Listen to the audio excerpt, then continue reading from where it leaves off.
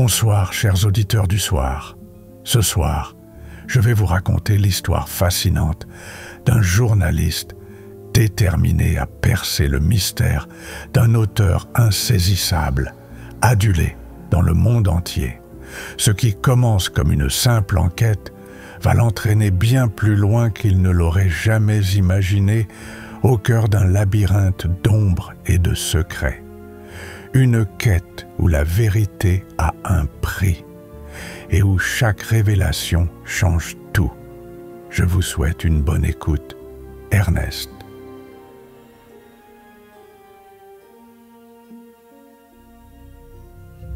Chapitre 1. La légende de Christopher Marx. Assis dans son vieux fauteuil en cuir, Ludo avalait une gorgée tiède de son café, le regard fixé sur l'écran de sa télévision. Les actualités du soir défilaient, monotones, jusqu'à ce que l'image change. Une voix grave et envoûtante annonça un court sujet. Christopher Marx, l'écrivain fantôme, continue de fasciner. Ludo posa sa tasse sur la table basse, intrigué. Ce nom, il le connaissait. Impossible de ne pas le connaître. Depuis plus de 10 ans, Marx dominait les ventes avec une régularité effrayante. Chaque roman, un succès immédiat, chaque histoire, un chef-d'œuvre. Son dernier livre avait encore pulvérisé les records, se vendant à plusieurs millions d'exemplaires en quelques semaines. Sur l'écran, des journalistes tentaient en vain de dresser un portrait de l'homme. Aucune photo, aucun témoignage direct, pas même une trace sur les réseaux sociaux. Rien, juste son nom, des romans traduits en 20 langues et des chiffres qui donnaient le vertige. Ludo haussa un sourcil. Un écrivain qui refuse la célébrité? Murmura-t-il pour lui-même. Le reportage continua. Plusieurs critiques littéraires s'extasiaient sur le talent de Marx, louant ses connaissances encyclopédiques. Chaque roman plongeait dans des univers si divers qu'on aurait cru qu'il avait vécu 1000 vies. Criminologie, exploration spatiale, mythologie antique. Marx semblait tout maîtriser. Mais comment ? Comment un homme peut-il connaître autant de choses ? Demanda un spécialiste à l'écran. La question resta sans réponse. Comment pouvait-il produire autant de livres d'un tel niveau, avec une fréquence si régulière ? Un best-seller tous les 2 ans, une véritable machine de guerre. Ludo éteignit la télé en ébullition devant ce phénomène. Cet écrivain, ce Christopher Marx, était un mystère vivant. Personne n'avait jamais obtenu d'interview. Même son éditeur refusait de parler. Une ombre qui, paradoxalement, illuminait le monde de la littérature. Ce serait le Graal, pensa Ludo. Découvrir qui était Marx, percer son secret, l'interviewer. Ce scoop ferait exploser sa carrière. Il le savait. Chaque journaliste rêvait de décrocher cette exclusivité, mais personne n'avait jamais réussi.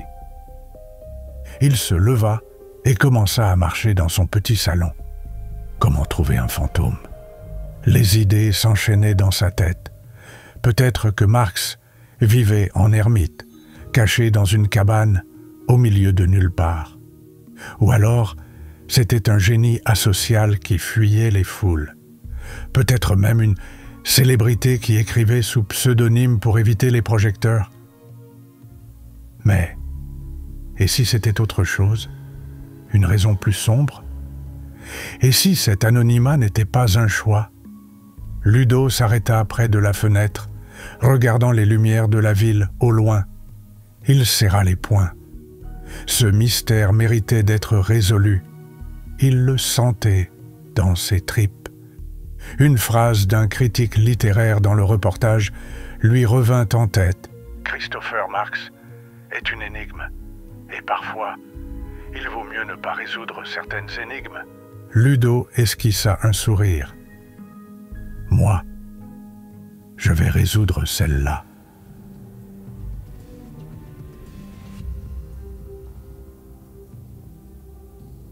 Chapitre 2. L'éditeur. Ludo déduisit que la seule personne en contact avec Christopher Marx était son éditeur. C'était évident. Il fallait commencer par là. Après plusieurs jours d'appels, de mails insistants et de messages laissés à la réception, il parvint enfin à obtenir un rendez-vous. Il avait imaginé un homme stressé, débordé par les multiples publications de ses auteurs, mais fut surpris de découvrir un homme calme, presque méthodique, qui l'accueillit dans un bureau parfaitement rangé. Les rayonnages de livres ne portaient aucune trace de poussière, et chaque étagère semblait organisée par taille ou par thème.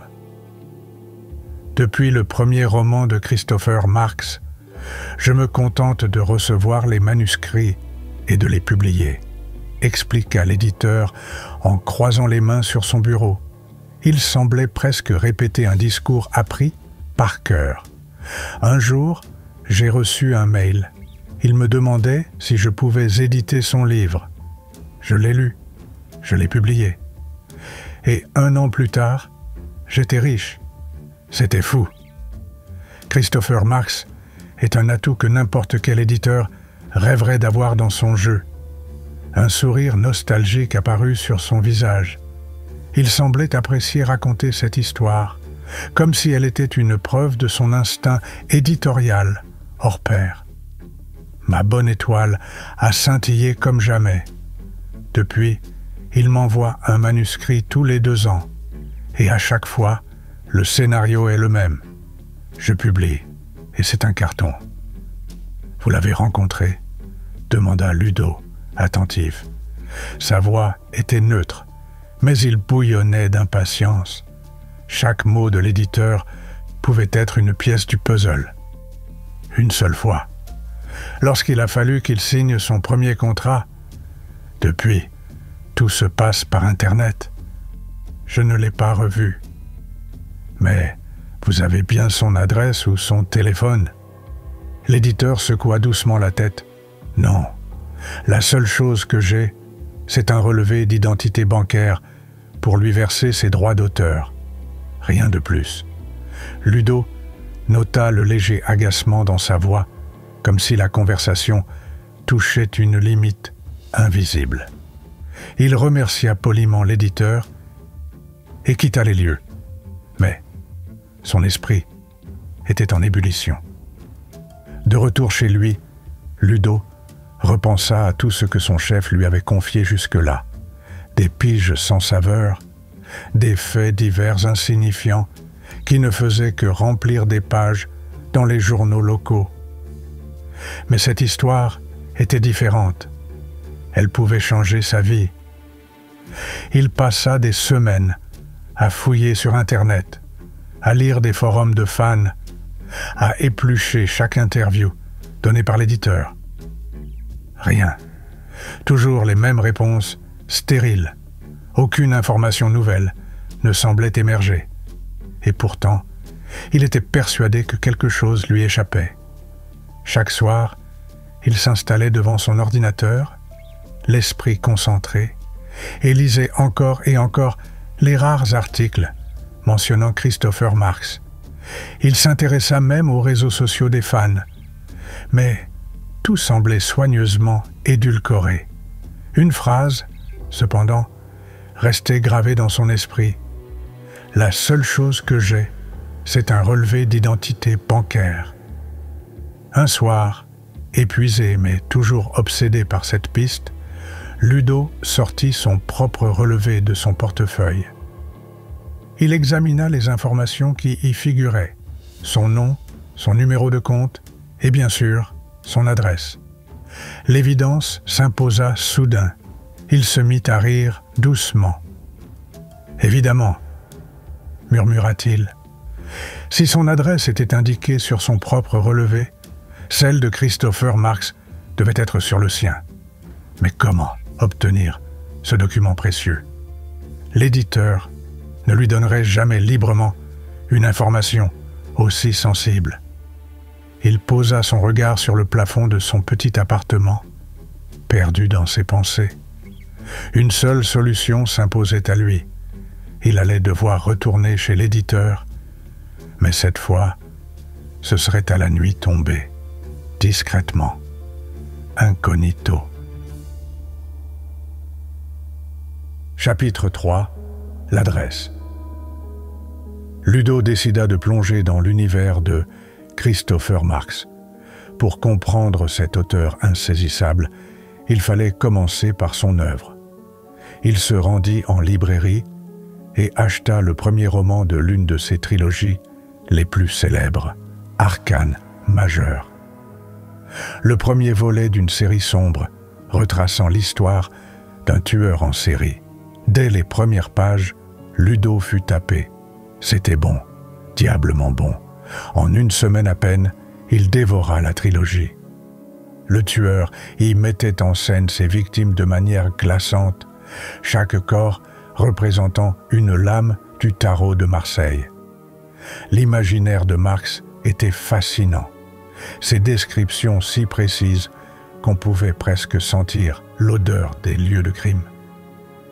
Sa trilogie était efficace, addictive. L'envie de tourner les pages était irrésistible, chaque chapitre étant conçu comme une dose calculée de suspense. Ludo comprit très vite pourquoi tant de lecteurs étaient devenus accros. Comment un auteur pouvait-il rendre ses lecteurs dépendants à ce point? Chaque roman était un nectar qu'on s'injectait directement dans les veines. Les fans voulaient leur dose. Ludo voulait sa dose. Il avait besoin de son rail d'émotion. Mais ce qui le fascinait encore plus était la maîtrise avec laquelle Christopher Marx changeait de registre. Chaque livre était différent, explorant des thèmes variés avec une précision déconcertante. On aurait dit qu'il avait exercé des dizaines de métiers, tant ses descriptions étaient crédibles. Et ses personnages, ils semblaient si réels qu'on pouvait presque les entendre respirer. Pour Ludo, cela ne faisait plus aucun doute. Il fallait percer le mystère de Christopher Marx. La décision était prise. Une obsession grandissait en lui, le poussant à franchir les limites. Cette nuit-là, au milieu de l'obscurité, Ludo s'introduisit dans les locaux de la société d'édition. Le bâtiment, plongé dans le silence, respirait la solitude. Les couloirs étaient faiblement éclairés par la lumière blafarde des veilleuses de sécurité. Son cœur battait à tout rompre lorsqu'il trouva la porte du bureau principal. Par chance, l'armoire métallique contenant les dossiers n'était pas fermée à clé. Il ouvrit la porte grinçante et se mit à fouiller fébrilement, ses doigts passant rapidement sur les noms inscrits sur les pochettes. Christopher Marx. Le nom était là, enfin. Mais le dossier était vide, ou presque.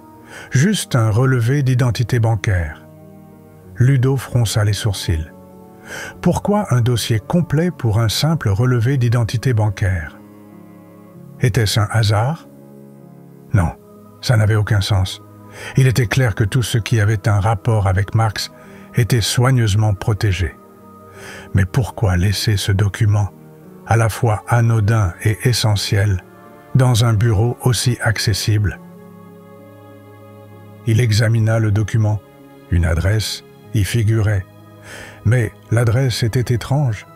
Pas une adresse classique. 14 rue L'Éclos des Chênes, 44 120. Boîte postale 45. Un frisson parcourut Ludo. Le malin, murmura-t-il. Ce n'était pas l'adresse de l'auteur, mais une simple boîte postale. Marx avait prévu le coup. Il savait qu'un jour, quelqu'un tenterait de découvrir son secret. Mais pour Ludo, il était hors de question d'abandonner maintenant. S'il voulait trouver Christopher Marx, il devrait continuer à creuser. « Tu peux te cacher, Marx, mais je te trouverai. » Chapitre 4 : La villa mystérieuse. Ludo décida de prendre une semaine de vacances. Cette adresse, cette boîte postale, était son unique piste pour percer le mystère de Christopher Marx. Les journalistes avaient leurs habitudes. Faire des planques pendant des heures, surveiller les moindres mouvements. Ce n'était pas la partie la plus glorieuse du métier, mais c'était souvent la plus révélatrice. Il arriva dans le petit village où se trouvait l'adresse. Pas de panneau indiquant la boîte postale, seulement un petit centre postal anonyme, niché entre une boulangerie et un tabac.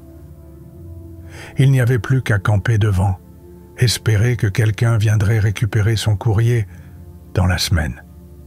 Sinon, il aurait perdu son temps et ses efforts.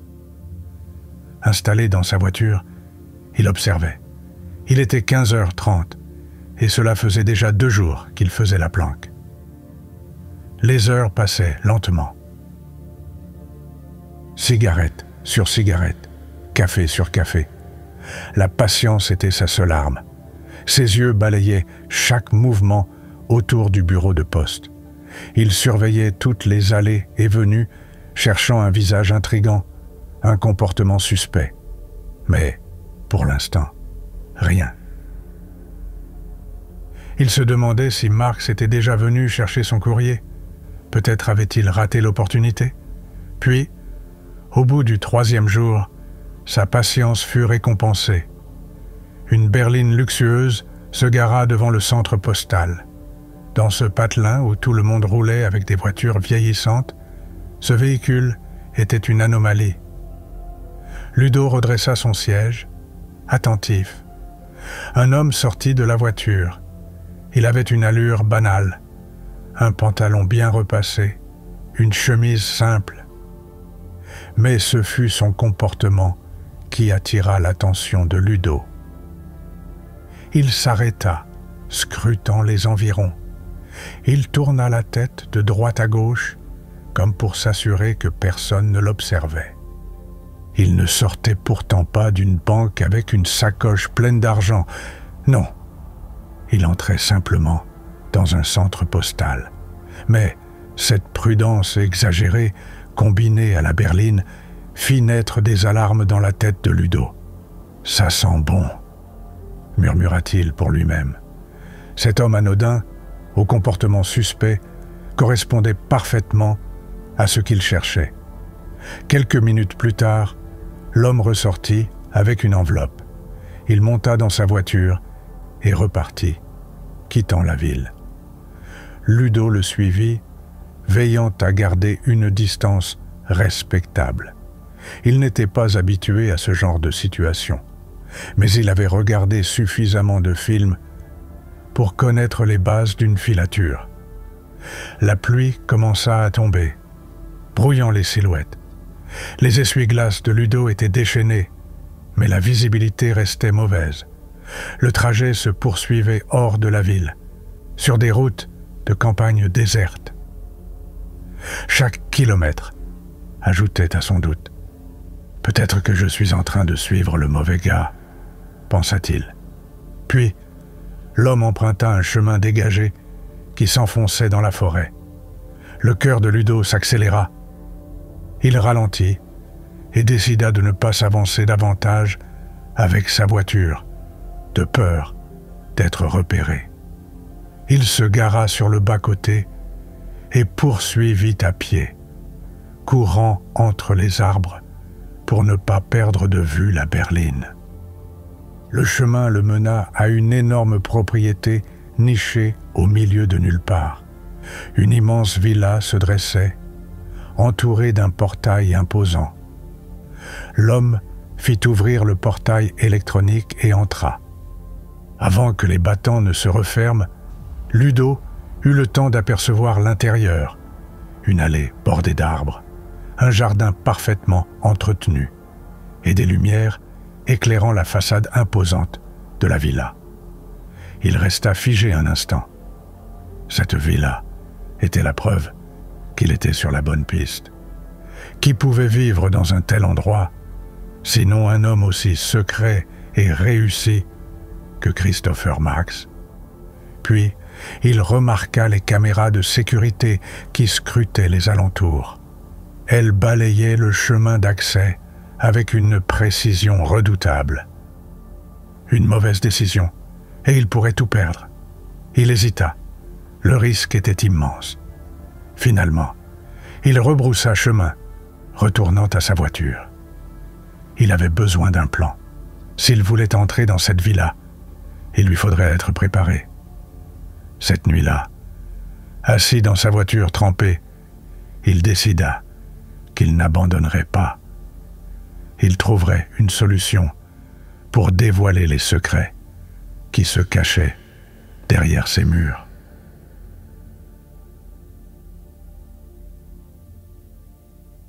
Chapitre 5. Intrusion dans la maison. Ludo chercha une solution dans sa voiture, ses doigts tambourinant nerveusement sur le volant. La pluie battante contre les vitres semblait presque l'encourager à agir. En voyant cette pluie incessante, une idée germa dans son esprit. Il attendit patiemment que l'horloge affiche 23 heures, que la nuit soit bien tombée. Puis il sortit de la voiture, ouvrit le capot et frotta ses mains contre le moteur chaud, prétextant une panne. Son alibi improvisé en poche, il se dirigea à pied vers la villa.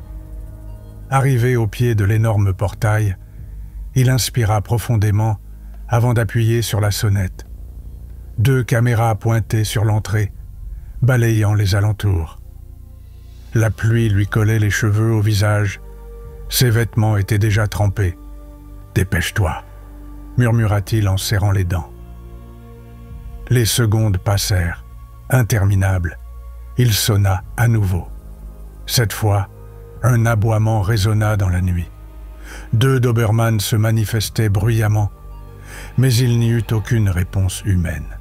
« C'est pas vrai » souffla Ludo, frustré. Il tenta une 3e fois, mais seul le vacarme des chiens était au rendez-vous. Pas de lumière, pas de mouvement. C'est en écoutant les aboiements et le bruit métallique d'une grille qu'il comprit. Les chiens étaient enfermés dans un abri ou une cage. Cela pourrait être sa chance, l'occasion rêvée. Si je ne peux pas entrer par la grande porte, pensa-t-il en rebroussant chemin. Son envie de découvrir la vérité le dévorait. Il fit le tour de la propriété, repérant un endroit où le mur était plus accessible. Grimpant avec précaution, son cœur battant à tout rompre, il passa par-dessus. Les premières secondes furent chargées de tension. Et si les chiens étaient déjà là, prêts à bondir? Mais rien ne vint. Face à lui se dévoilait une villa immense, à la hauteur des plus grandes demeures de Star. Les colonnes massives, les jardins parfaitement entretenus, tout respirait le luxe. La pluie résonnait sur le parvis en marbre, ajoutant une couche dramatique à la scène. Sous l'abri, seule la berline était garée, immobile comme une sentinelle. Il essaya de contourner la villa, s'éloignant du chemin principal, lorsqu'il entendit soudain les aboiements féroces des 2 Doberman. « Taisez-vous, bon sang » souffla-t-il, accroupi près d'un buisson. Les 2 chiens, enfermés dans leur cage, faisaient un vacarme assourdissant. Ludo sentait la panique monter. Puis, un sifflement résonna, coupant court à leurs aboiements. « Je veux plus entendre un bruit !» gronda une voix masculine, venant d'une fenêtre au-dessus de lui. Ludo se tapit immédiatement derrière le buisson, tenant son souffle. Il attrapa son téléphone et envoya rapidement un message, ses mains tremblantes. Quelques minutes s'écoulèrent. La pluie et le silence reprirent leur emprise sur la nuit. Une musique classique s'éleva soudain de l'intérieur de la villa, résonnant dans les couloirs et les jardins. Ludo considéra cela comme une opportunité. Il repéra une fenêtre entr'ouverte donnant sur une terrasse. Sans hésiter, il escalada le mur en s'aidant de la gouttière. En quelques secondes, il se retrouva sur la terrasse, près de la fenêtre. D'un mouvement fluide, il entra dans ce qui semblait être une chambre immense. Les draps d'un lit king-size étaient tirés au cordeau et chaque meuble semblait taillé sur mesure. La musique, plus forte, venait du rez-de-chaussée. Ludo fouilla rapidement les tiroirs, les placards, espérant trouver un indice, une preuve.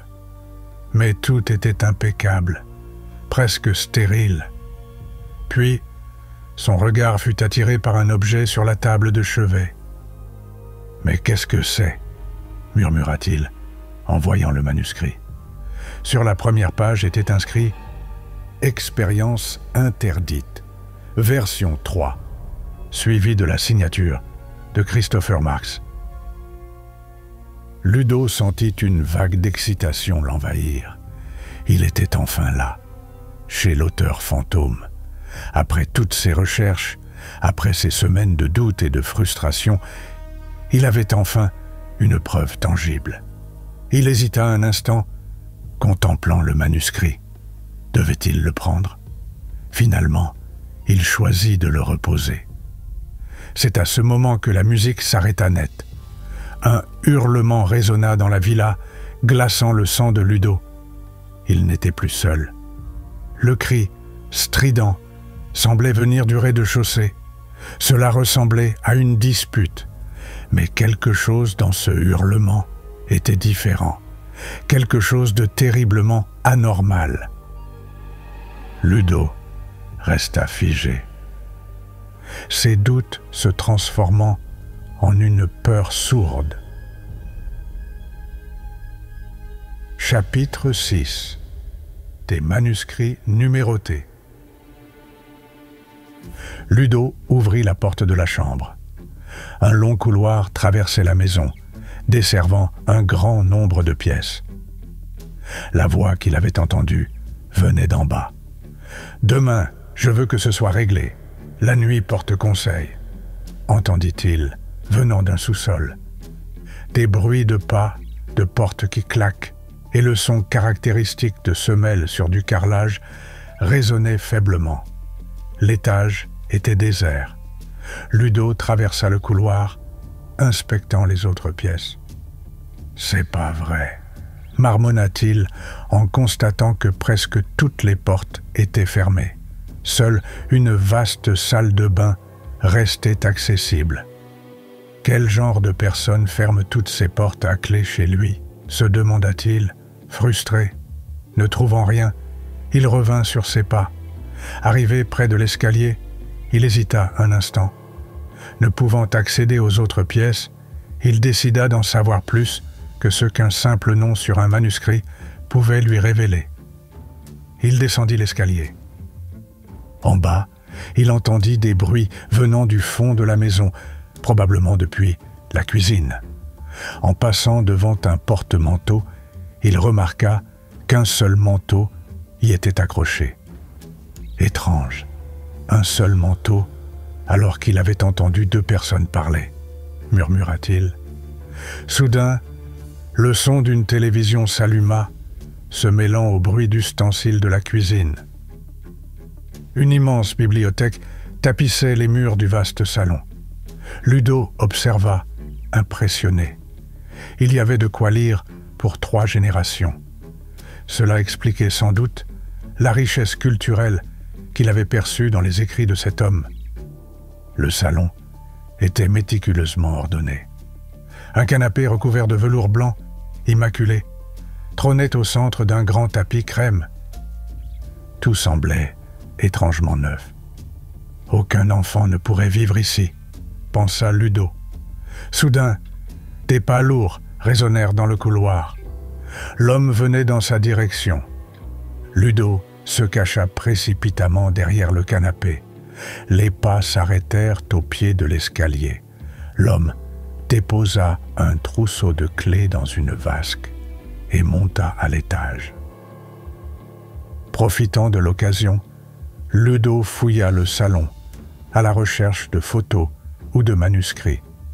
Seules des photos de différentes personnes, soigneusement alignées sur la cheminée, attirèrent son attention. L'alignement méticuleux des photos semblait étrange. « Famille ou amis peut-être ?» se dit-il. Parmi ces portraits, un visage se démarqua. « Je te connais, ton visage me parle », murmura-t-il. Ce visage lui était familier, mais il n'arrivait pas à se souvenir s'il s'agissait d'une actrice ou d'une chanteuse. Tous les tiroirs, cependant, étaient fermés à clé. C'est du délire. Pourquoi tout est fermé à clé ? Se demanda Ludo. Il tourna son regard vers le couloir et fixa la vasque où le trousseau de clés reposait. Ludo se hâta de prendre les clés. Devant le premier tiroir, il examina le trousseau. Il était énorme, avec plus d'une cinquantaine de clés, toutes colorées. Mais pourquoi autant de clés ? Se demanda-t-il. Il remarqua une série de clés aux couleurs similaires, marquées par des lettres. Après plusieurs essais infructueux, une clé finit par fonctionner. Super. Dans le tiroir, il trouva des brouillons du même manuscrit, mais annotés différemment. Les fleurs du mal, version 6, Annabelle. Les fleurs du mal, version 6, Romain. Il y avait des dizaines de versions similaires. « C'est quoi ce délire ?» murmura Ludo. En ouvrant un autre tiroir, il découvrit encore d'autres manuscrits, chacun portant des annotations différentes. Quelque chose ne tournait pas rond. Ces tiroirs verrouillés, les portes fermées à l'étage, ces centaines de manuscrits différents. Ludo se sentit oppressé. Un sanglot résonna. Une voix féminine, brisée, semblait provenir du couloir. Ludo, poussé par une curiosité irrésistible, se dirigea vers la source du bruit. En bas des escaliers, une porte entr'ouverte donnait accès à un sous-sol. Les sanglots venaient de là. Une douche coulait à l'étage. Marx devait prendre sa douche. L'occasion était parfaite pour explorer le sous-sol. Plus il se rapprochait des escaliers, plus les sanglots devenaient clairs. Ludo descendit un long escalier en colimaçon qui semblait s'enfoncer profondément sous terre. Tout était bétonné, semblable à un bunker.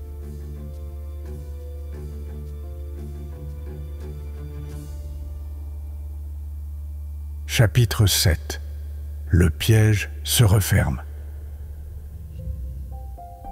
Le bruit de la douche à l'étage résonnait doucement, un murmure liquide entre les murs froids. Pour Ludo, c'était l'occasion idéale. Si l'homme était occupé, il pourrait explorer ces lieux et percer le mystère qui pesait sur cette maison. Mais alors qu'il s'aventurait dans le couloir du rez-de-chaussée, un bruit différent l'arrêta net. Des sanglots, étouffés, faibles, comme venus d'un endroit profond. Leurs échos rebondissaient sur les parois, glacés, presque fantomatiques.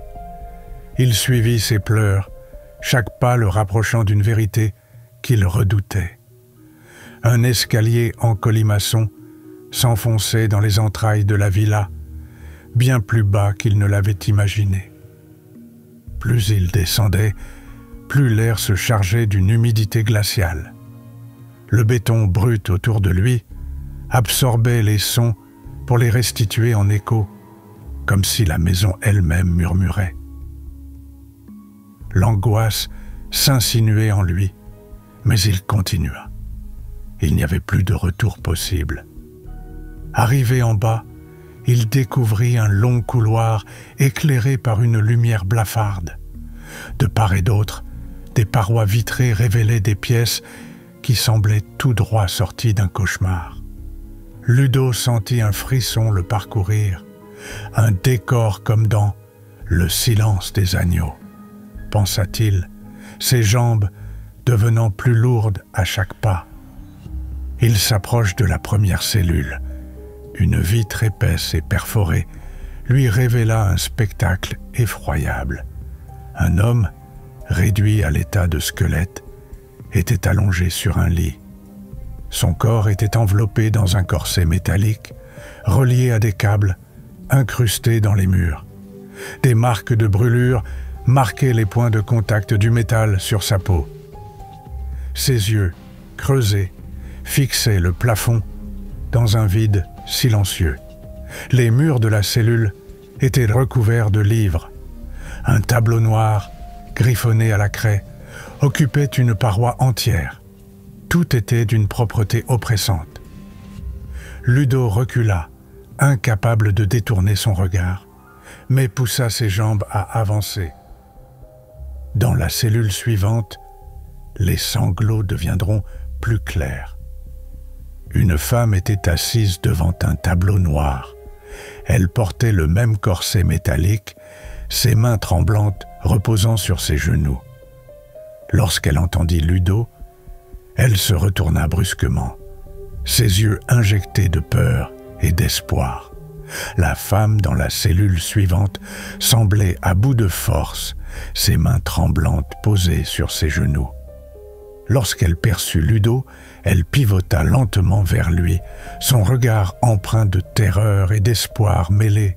Ses traits portaient les marques d'une souffrance interminable. Les mots restaient coincés dans sa gorge, mais il se força à avancer. La femme indiqua d'un regard le trousseau de clés qu'il serrait encore dans ses mains, ses yeux s'éclairant brièvement d'espoir. Cette lueur fugace s'évanouit lorsqu'elle regarda de nouveau les parois vitrées de sa cellule. En silence, Ludo se rapprocha. Son esprit tentait de comprendre le but de ces lieux, pourquoi elle et les autres avaient été enfermés ici. Des indices éparpillés lui parvenaient, des livres annotés, des outils posés près des lits. L'oppression grandissait alors qu'il imaginait les années passées dans ces cages à obéir sous la menace. Des professionnels, pensa-t-il, les mots résonnant lourdement dans son esprit. Une mécanique d'exploitation effrayante se dessinait, chaque cellule étant une pièce d'un puzzle qu'il redoutait de compléter. Un frisson glacial parcourut la colonne vertébrale de Ludo. Son regard glissa vers le couloir qui semblait s'étendre à l'infini, chaque cellule abritant une vie brisée. Pourquoi vous ne vous êtes pas révolté? Certains ont essayé. Max, un ancien militaire, a tenté. Il est mort. Le corset qu'on porte peut envoyer des décharges électriques si on désobéit. C'est un enfer. « Je vais chercher de l'aide », murmura-t-il, les mains moites. « Faites vite, mais soyez prudents. S'il vous trouve, vous finirez comme nous. » Alors qu'il se tournait pour remonter, des grilles métalliques s'abattirent bruyamment aux extrémités du couloir, le privant de toute issue. Une voix grave et méprisante résonna dans les haut-parleurs. « Eh bien, qui avons-nous là ?» Ludo sentit son souffle se couper. Une fumée épaisse commença à s'échapper des conduits de ventilation. Il tenta de trouver une issue, mais la voix de la femme l'arrêta. « C'est trop tard. Allongez-vous si vous ne voulez pas souffrir. » Elle se glissa lentement sur son lit, la résignation peinte sur son visage. Ludo, paniqué, sentit ses jambes fléchirent. La fumée se propageait, brûlant ses poumons, incapable de lutter. Il suivit son conseil et s'allongea au sol. Le monde devint flou, puis noir.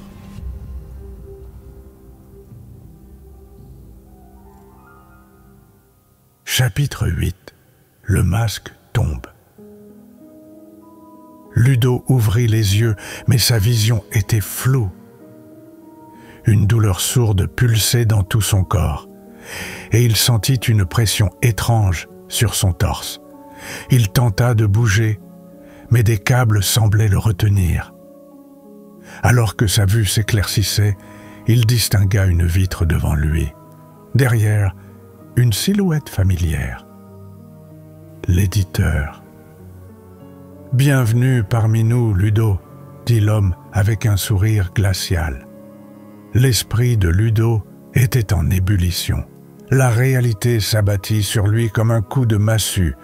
Il était dans une cellule, piégé. Son regard se baissa. Un corset métallique était solidement fixé à son torse, relié à des fils qui s'étendaient jusqu'à un panneau de commande à l'extérieur de la cellule. Marx, il n'a jamais existé. Continua l'éditeur en se redressant, savourant l'effet de ces mots. Les romans que le monde admire tant, ce sont eux, dit-il en pointant les autres cellules. Des criminologues, des journalistes, des scénaristes, des avocats, tous enfermés ici pour travailler. Et maintenant, toi. À ces mots, une rage sourde monta en Ludo. Il tira sur le corset en vain. La pression était insupportable. Tu vois, il me manquait un journaliste d'investigation dans mon équipe. Désormais, j'ai tout ce qu'il faut. Pour les prochaines années, tu seras occupé. L'éditeur ouvrit une trappe et fit glisser un manuscrit dans la cellule. Tiens, voici le prochain roman, mais il y a encore beaucoup de travail. Lis-le pour demain et fais-moi un compte-rendu. Il s'éloigna, laissant ses paroles flotter comme un poison. Bonne nuit à tous, dit-il, en éteignant les lumières. Plongé dans l'obscurité, Ludo resta assis sur le bord de son lit, le manuscrit entre les mains. Son esprit bouillonnait. Il réfléchissait, cherchant un moyen de se libérer. Le corset était solidement attaché, mais les sangles étaient fixées à des points vulnérables. Arrachant un pied du lit, il utilisa le métal pour déchirer les bretelles. La douleur était insupportable, mais après plusieurs tentatives, il parvint à se libérer du corset. Le lendemain matin, l'éditeur apparut devant la cellule, son visage déformé par la colère, lorsqu'il aperçut le corset abandonné au sol. « Imbécile !» gronda-t-il. D'un geste rageur, il enclencha le système de ventilation, inondant le sous-sol d'une fumée dense. Mais cette fois, Ludo était préparé. La veille, il avait arraché un tuyau d'évacuation d'eau et l'avait utilisé comme conduit d'air. La fumée l'entourait, mais il respirait calmement. L'éditeur, croyant Ludo inconscient, ouvrit la cellule. Il entra, un nouveau corset plus robuste en main. En se penchant vers Ludo pour le lui fixer, il ne vit pas le pied de lit que Ludo tenait fermement. D'un geste rapide, Ludo lui attrapa le bras, l'immobilisant. Le coup qui suivit était d'une violence brute. Le pied de lit s'enfonça dans l'abdomen de l'éditeur, une entaille profonde, laissant échapper un flot de sang. L'homme s'effondra à genoux, suffocant. Profitant de l'occasion, Ludo lui enfila le corset, bouclant les attaches avant de verrouiller la cellule. « Comment as-tu survécu à la fumée ?» demanda l'éditeur entre deux haltées. « Le tuyau d'évacuation. Tu n'as pas pensé à tout, » répondit Ludo avec un sourire amer. L'éditeur, agonisant, tenta de répliquer. « Tu ne sortiras pas d'ici. » Les Dobermans sont dans la maison. Tu n'atteindras jamais le portail. Peu importe, murmura Ludo. Les secours arriveront. Hier soir, j'ai envoyé un message à un ami policier. Si je ne donnais pas signe de vie aujourd'hui, il devait localiser mon téléphone. Il est au pied d'un buisson, juste devant ta maison. Ludo sortit de la cellule, le laissant dans une douleur insupportable. Il ouvrit une à une les autres cellules, libérant les prisonniers. Les victimes défilaient devant la cage de l'éditeur, le regard rempli de haine. L'un après l'autre, ils appuyèrent sur le bouton de commande qui envoyait des décharges dans le corset. Chaque pression arrachait un cri étouffé à l'éditeur. Lorsque le dernier prisonnier eut appuyé, l'homme était mort. Un silence pesant s'abattit sur le sous-sol. Quelques heures plus tard, les secours arrivèrent. Ludo et les autres victimes furent enfin libres. Mais l'histoire de cette villa et de l'éditeur resterait gravée dans leur mémoire, comme une cicatrice que rien ne pourrait effacer. Les gyrophares de la police illuminaient la nuit, projetant des ombres mouvantes sur la façade imposante de la villa. Les agents, équipés de lampes torches, s'aventuraient dans chaque recoin de la propriété, découvrant progressivement l'ampleur des horreurs qui s'y étaient déroulées. Les cellules vitrées, les corsets électriques, les manuscrits annotés à l'infini. Chaque élément racontait une histoire de souffrance et de manipulation. Parmi les survivants libérés, certains étaient portés disparus depuis des années. Les enquêteurs mirent des semaines à rassembler les pièces du puzzle. Mais une chose était claire. L'éditeur avait construit un empire basé sur l'exploitation et la souffrance. Ses droits d'auteur, pourtant colossaux, furent réquisitionnés par la justice et redistribués aux victimes et à leurs familles. Chaque roman, jadis acclamé, devenait une preuve éclatante des crimes qui s'étaient joués dans l'ombre. Pour Ludo, le journaliste qui avait démantelé le mythe de Christopher Marx, la vérité fut une victoire amère. Il raconta son histoire au monde, révélant les coulisses sordides d'un génie littéraire qui n'avait jamais existé. Les interviews s'enchaînèrent, les articles se multiplièrent et son nom devint synonyme de courage et de résilience. Mais la gloire ne pouvait masquer les cicatrices. Chaque nuit, Ludo revivait les cris étouffés, les visages hantés des prisonniers, le regard suppliant des victimes. La villa, même réduite au silence, restait tapie dans un coin de son esprit, un spectre impossible à chasser. L'écran de son ordinateur affichait une dernière phrase, issue de son récit publié. Parfois, les mystères ne sont pas faits pour être résolus. Mais quand la vérité s'impose, elle emporte tout sur son passage.